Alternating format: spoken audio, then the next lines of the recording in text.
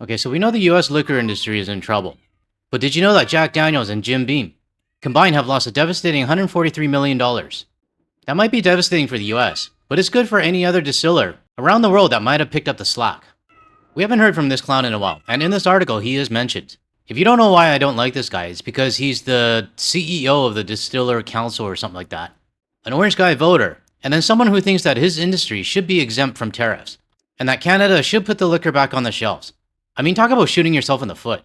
But it's not just the spirits industry that's hurting, the wine industry is as well. And they're definitely begging for concessions. I also have an email here from one of our viewers who works at the Nova Scotia Liquor Corporation, and he shares what's going on in Nova Scotia when it comes to the US alcohol. So we're going to talk about all this in this video, and the co-host, she's active today. And I saw some people in the comments saying, feed your cat, or your cat's in heat. That's not it at all, she just wants attention. And if you're a cat owner, you probably understand what I mean. So let's get started with the first article, and it's titled, The Orange Guys Canada Trade War Hits Jack Daniels and Jim Beam with a Devastating $143 million Loss. Now before I start, let's not forget why we're in this situation. It's because of the tariffs that the United States put on Canada. And what we did? We reacted. We're not the cause, we're the reaction. And unfortunately, Howard Nutlick thinks that we're the problem. It is outrageous that Canada will not put U.S. spirits on the shelf.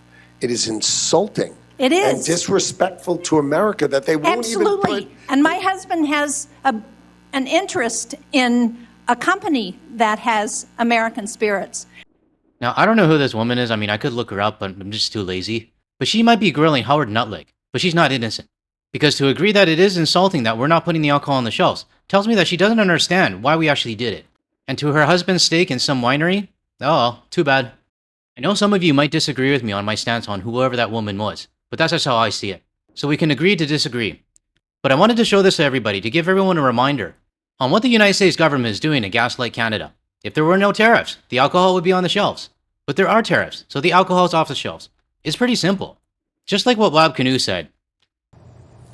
So I just want to be clear, when you say if they remove the tariffs, that is something that you would consider removing the ban on American alcohol. Which tariffs? All of them. 100% of the tariffs. No tariffs, no threat of tariffs. Then you can have the booze back. Don't you just love that awkward silence? And Wab Canoe with a smile on his face? I love this guy. So I want you to remember all of this while I'm reading this article out to you. Now, as always, I'll read it out for everybody, because I know some of you might be cooking breakfast or making dinner or visually impaired or in the shower. Basically listening and not watching. You know, on a side note, I'm actually getting more comfortable reading. I always had this fear of, public reading. Mainly because I read way faster with my eyes than I do speak. So I don't mind the practice. Anyways, let's get started. Last year, Canada was the most reliable international buyers of American whiskey. Now it's become one of the industry's biggest losses. U.S. spirits export to Canada have plunged nearly 70%. Collapsing from what had been roughly a $250 million annual market for American distillers to just $89 million, according to the data compiled by the Distilled Spirits Council of the United States. The sharp downturn followed a trade clash sparked by President Orange Idiot's tariffs, which prompted several Canadian provinces to remove American alcohol from the shelves. The owners of iconic American whiskey brands like Jack Daniels and Jim Beam have responded with layoffs and pausing production. Oh no, that's horrible. Anyways, we need to remember that these pauses in productions and layoffs were not caused by Canada. Okay, technically I guess it was. I mean, it was caused because we're not, selling their alcohol anymore. But let's not forget, we're just reacting, and we're not the cause of this issue. Back to the article. Even after some tariffs were lifted, many provincial liquor systems have continued to keep the U.S. spirits out of their retail stores, delivering a devastating blow to one of the industry's most important foreign markets, according to Fox News. So yeah, I guess some of the tariffs were lifted, but only some. And I wouldn't be satisfied with that. It's got to be all of them. All of them. 100% of the tariffs. No tariffs, no threat of tariffs. Then you can have the booze back. I saved this clip, so you're going to be seeing it a lot more anytime I do a video on liquor. Back to the article. From 2nd to 6th, Canada's rapid market exit. Canada, once the second largest destination for American spirit exports, has now fallen to 6th place, Fox News reported. The collapse notably came quickly. From March through December, U.S. spirits export to Canada dropped from $203 million in 2024 to just $60 million in 2025, a loss of roughly $143 million. I don't know about you, the viewers, but anytime I hear that, I get a little bit of a smirk on my face. The orange guy has repeatedly used tariffs as economic leverage, arguing that the strategy helps strengthen American manufacturing and correct trade imbalances. But the spirits industry says retaliatory actions Buy Canada has wiped out one of the most lucrative export markets. Now here comes some comments from my most hated person in the industry. Our industry thrives in 0 for 0 tariff environment, says Chris Swanger, president and CEO of Discus. Well, you shouldn't have voted for the guy, you idiot. While Swanger said the distillers recognize that administration's effort to address the trade imbalances, he added that the provincial bans have been especially damaging. Since Liberation Day, it's unfortunate to report that our industry has lost over 70% of our exports to Canada because many provinces have decided not to carry American spirits, he said. Well, it's also unfortunate that the world has been tariffed by your supreme overlord and started a war in the Middle East that didn't need to start. You see, one of the reasons why I actually despise this guy is because he thinks the liquor industry should be exempt from tariffs, and only his. I mean, what about the lumber industry or the auto industry or others that are way more important than alcohol? If any industry had a priority to have the tariffs removed, it would be any of them except for the alcohol. Now, this is just my opinion, but I'm pretty sure some of you might agree with me. And if you do agree with me, let me know in the comments below. And if you don't, let me know as well. But if you do agree and you're not subscribed yet, and you want to hear more from a Canadian and international perspective, hit that subscribe button so you'll be notified of my future videos. Now moving on, few places have felt the impact more than Kentucky, the epicenter of America's bourbon industry.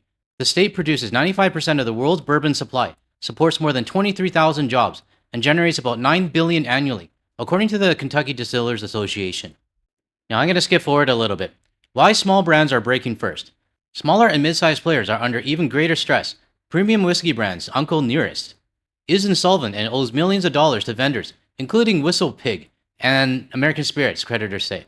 Meanwhile, MGP Ingredients, one of the largest contract distillers in the United States and key suppliers for many whiskey brands, has reported a sharp drop in whiskey sales as the broader market cools. Now, I did a video a few days ago on this topic, and the whiskey distillers, for some reason, they're actually going to be spending billions of dollars on upgrades.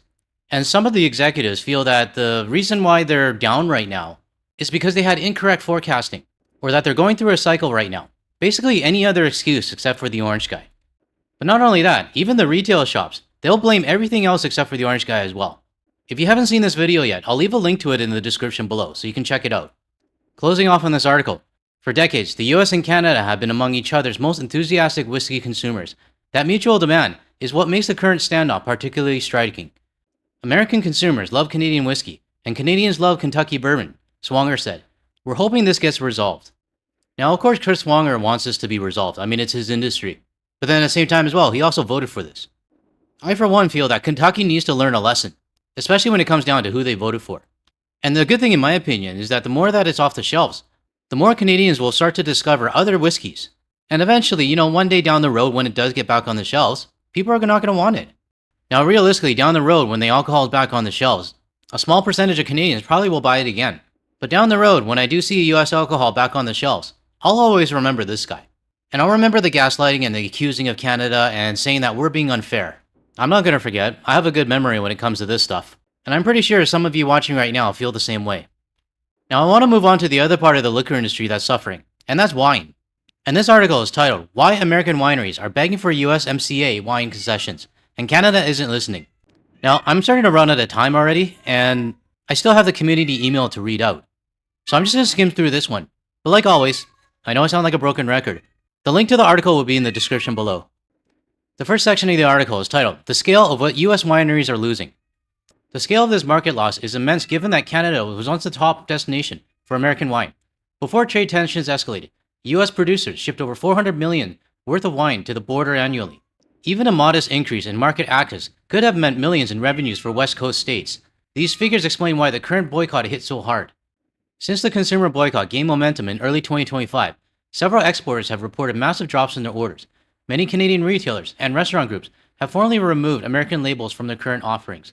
These businesses now favor options in France. I just realized this is a Canadian article. They spelt favor with a U. Anyways, these businesses now favor options in France, Italy, Australia to fill the gap. American wineries are losing ground on both trade policy and consumer sentiment simultaneously. I think the biggest thing that the United States is losing is the sentiment, because eventually the alcohol will be back on the shelves. Because will Canadians forget what happened in 2025 and 2026 and, well, basically for the next, 3 years? Because at least for me, the trust is broken. And even if a Democratic president goes into the office, it's not going to be the same for me. We all know what the US liquor industry is thinking. Once the alcohol's back on the shelves, everything goes back to normal. And we forget about everything that happened during the orange guy's term. But unfortunately, I don't think that's going to be the case. The next section is titled, How the Boycott Changed the Conversation. The protectionist stance gained further strength when the trade relations soured over the tariffs in early 2025. Consumer groups began encouraging Canadians to buy domestic or choose non-American products as a form of solidarity. Wine became one of the most visible fronts of this movement, since switching bottles is a simple act for shoppers. These political statements quickly translated into real purchasing shifts. The boycott added a cultural dimension to what had previously been a technical trade dispute. Retailers reported notable increase in demand for domestic wines and European imports as consumers moved away from US products. The groundswell of public sentiment gave provincial governments even less motivation to negotiate concessions.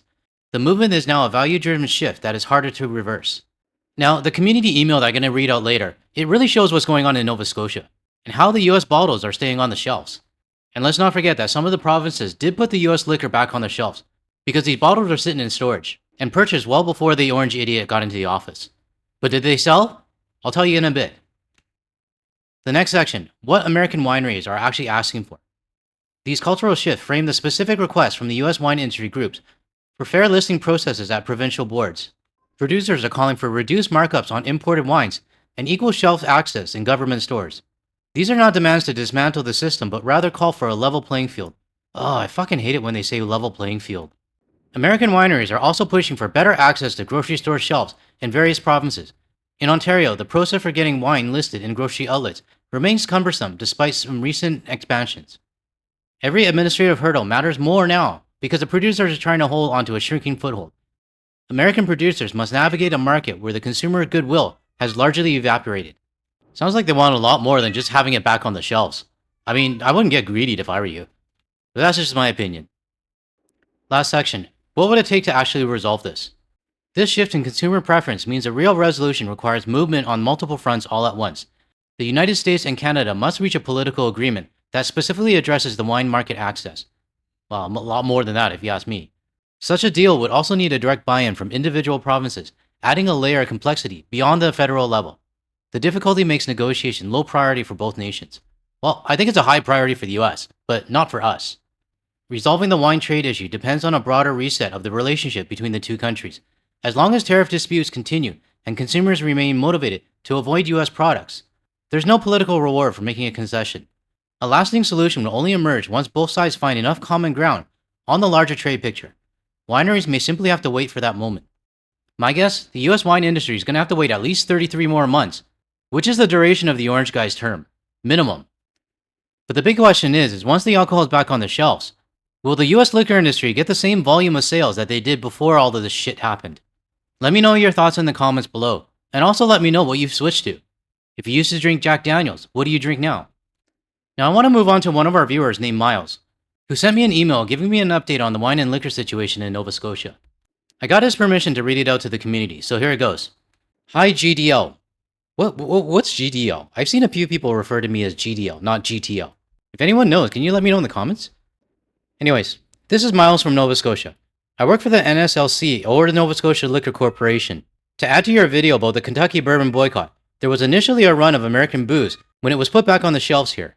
But as you know, some of the profits go to the local food banks through Feed Nova Scotia. So people bought it with that in mind. Most of the US wine goes untouched still. So many more great local and overseas wines get bought now. The Jack Daniels initially sold quickly, but that slowed down now and what's left barely moves. While it was off the shelves, people found great Canadian alternatives, like Weiser's 15. That's the bourbon I like. Canadian whiskey is aged at least 3 years, bourbon only 2 years. Kraken rum is now made in Toronto. The US version sold out recently. People were sad that Sourpuss was US made and not carried anymore. Then it moved to Canada. As you know, it sells great again. The stores have used the vacant shelf space to showcase more local wines, coolers, and beer now. I talk to people every day. They're vacationing elsewhere and they say I have nothing good to say about the US. Thank you for your work. Love the cat too. Thanks, Miles. I want to thank you, Miles, for sharing this with the community. And hey, can you stop licking my foot? And providing an update to what's actually happening in the liquor stores in Nova Scotia. I actually haven't seen many reports on what came out of the provinces selling the leftover stock. But it's good to know that the US wine is staying on the shelves. So I hope this update from Miles helped to kind of give a little bit of sigh of relief for everybody, I guess. Because I know some of you are a little bit worried about the alcohol going back on the shelves. But at least for Nova Scotia, we know the Canadians there are basically standing their ground. To close off this video, I would like to thank Swamp Witch PEI from our Discord server for taking this photo from the port of Charlottetown, and I found the perfect place for the co-host to stand. So thank you again for sharing this on the Discord server. Alright, that wraps it up for this video. If you found any value in anything I said today, or you want to see more from a Canadian or international perspective, without the US media bias, make sure you hit that like and subscribe button below. That way you'll be notified of my future videos. And if you want to see more of my videos on the bourbon industry, check out the ones that are going to show up on your screen shortly. Thanks everyone, I'll catch you in the next one.